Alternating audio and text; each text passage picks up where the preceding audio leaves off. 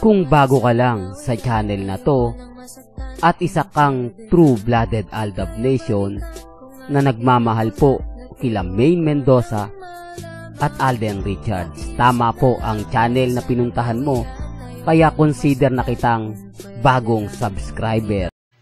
Welcome back mga kaaldab. Ito na naman po ang inyong lingkod, si Mr. Destiny. At syempre magbibigay tayo ng pinakamagandang update po ngayon sa social media. Ito yung pinaka-latest na pinag-uusapan po ngayon, ang sing-sing na suot ni Maine Polkerson. Ito po yung emerald at na may malaking brilyante po mga kaaldab.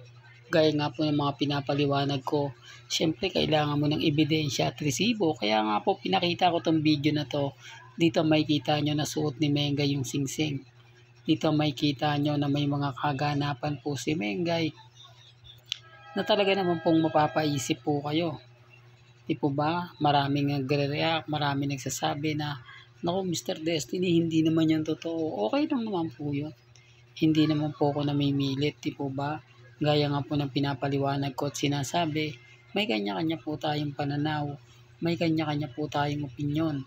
Depende na lang po ito sa pupunta sa channel natin, depende na lang po ito sa mga magre-react. Basta't ako, masaya po ako dahil nakita naman po natin, di po ba? At pag-usapan muna natin kay Alden. Kita niyo po ba yung trending ngayon? Kita niyo po ba na ang laki talaga ng kumbaga viewers at mga endorsement o advertiser ng GMA kapag nandun si Alden? Pansin niyo po ba? Para lang klaro, para lang po sa mga Alden fanatics at mga Maine fanatics na nanonood, mas humaba po at dumami yung TV commercial. Yan ang pagkakaiba kapag may Alden Richards. Kasi yung mga advertiser, kapag nalaman nila na andun si Alden, pasisingit sila. Di po ba? Ipasisingit nila yung mga ads nila para kumbaga lalong tumangkilik, lalong makita ng mga netizen. Yun ang isa po sa rason kung bakit po marami at malaki ang kinikita ng GMA. Parang Itbulaga din yun noong mga panahon na yun. Babalik ko lang po yung Kalye serye. Punong-puno po talaga sila, kaya pag nagpalatastas, grabe, di po ba ang tagal? Kasi ang dami po nilang sponsor. Tapos hindi na nga po daw nila mapaglagyan. Kaya doon na lang po sa Barangay 1 for all for 1 po nila nilalagay. Di po ba? Yan ang pagkakaiba ng kumbaga dami na nagtitiwala po sa isang tao. Nagtitiwala po sa mga artista. Ngayon alam nyo na mga kaaldab. Kaya pero hindi po ako namimilit Sabi ko nga po sa inyo, kung ano po yung paniniwala po ninyo, kung ano po yung opinion ninyo, nire-respeto natin yan at kinagalang. May kanya-kanya po tayong opinion at pananaw. Lalo na nga po kapag ang pinag-uusapan natin sina Alden Richards at si Maine Polkerson. Kung ano po yung paniniwala po ninyo, nire-respeto ko po yan at ginagalang. Well, punta na po tayo. Dito makikita nyo yung pinapaliwanag ko. Ito'y emerald po na napakalaki ng brilyante. At yung isa po mga kaaldab, sinasabi nilang sa Kalye serye lang daw po yun. Wedding ring. Kung Kalye serye yun, bakit suot pa ni Mengay? Anong rason kung bakit patatagalin pa yan ni Maine Polkerson? Anong dahilan kung bakit hanggang ngayon pinapakita niya yan? Anong rason hanggang ngayon kung bakit niya yan sinusuot? Doon pa lang may mali na Di po ba? Pero hindi ako namimilit. Sabi ko nga po sa inyo, dito po sa channel ni Mr. Destiny, kung ano po yung paniniwala po ninyo, kung ano po yung sa palagay po ninyong tama, nire-respeto natin yan. Pero dito panalong-panalong na po ako. Isa po ito sa ebidensya at resibo na magpapatunay na kung saan nga po kayo na po makapaghuhusga kung sino nga po ba talaga ang nagsasabi ng totoo at nagsasabi ng fake news. Ngayon, kalmado na naman po tayo. Masaya na naman po ang fandom. Masaya dahil nga po nakuha natin ang simpatya ng Aldab Nation. Diba? Ang dami po kasi mga kwento ngayon na nabasag po natin. maraming mga kwento ngayon na pumapabor po talaga sa atin.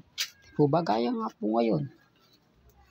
Kung iisipin nyo, dapat sila po yung piyesta ngayon dahil nasa si Itbulaga, si Ana, nasa All Out Sunday si Alden. Nabasag po nila tayo. Na sinasabi nga po natin na walang tatanggapin muna ngayon si Alden pero nag-guest po siya sa All Out Sunday. Sabi ko nga po sa inyo po, pwede po si Alden ipatawag pero siya po nagbibigay ng schedule. Siya po yung nagbibigay kung kailan nga po ba siya po pwede. Hindi po katulad ng dati na kapag sinabing punta ka, wala siyang choice kundi pumunta, di po ba? Tapos wala na nga. Ngayon, yung mga piyesta-piyesta, hindi nyo na maaasahan dyan si Alden. Dati po kasi nagagawa yan ng GMA. Dati po kasi pag sinabi ng GMA, nagsusunod-sunuran na lang po si Alden. Pero ngayon, ang laki na ng pagbabago. Yung hindi mo ine-expect, makikita mo na. Yung hindi mo inaasahan, sa kanila mo lang mararamdaman. Ngayon pong pinakita na naman ni Menga yung singsing.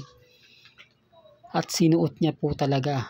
Literal pa. At yung wedding ring nila kuno ni Congressman Arjo, inilaglag niya. Doon pa lang mga kaaldab, panalo na ako Doon pa lang masasabi nyo na masaya tayo ngayon.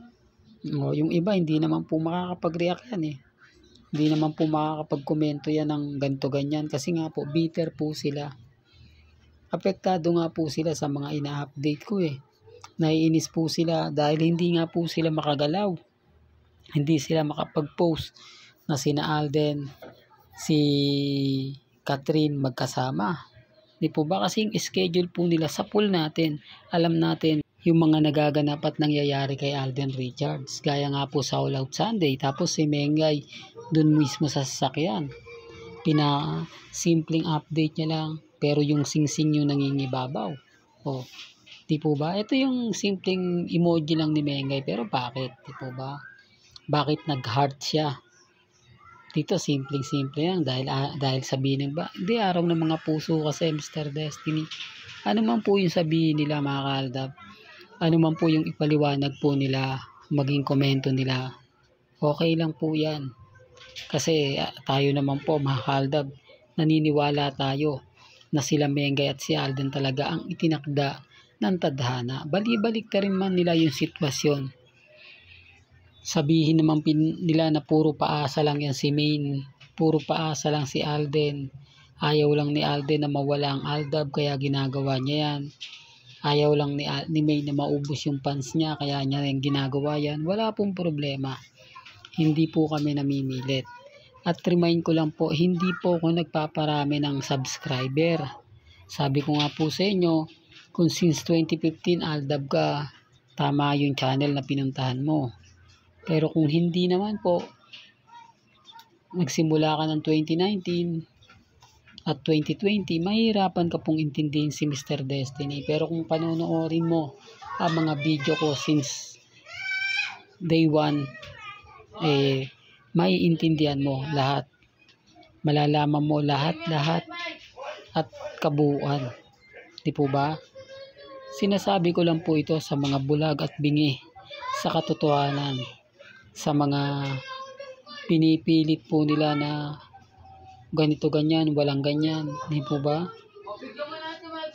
Ako mga kaaldab, never po akong nagpapa-apekto. Siyempre, never po tayo nagpapatalo sa mga yan. Kahit sabihin po nila na sila po yung lamang, hindi po, wag po kayo maniniwala.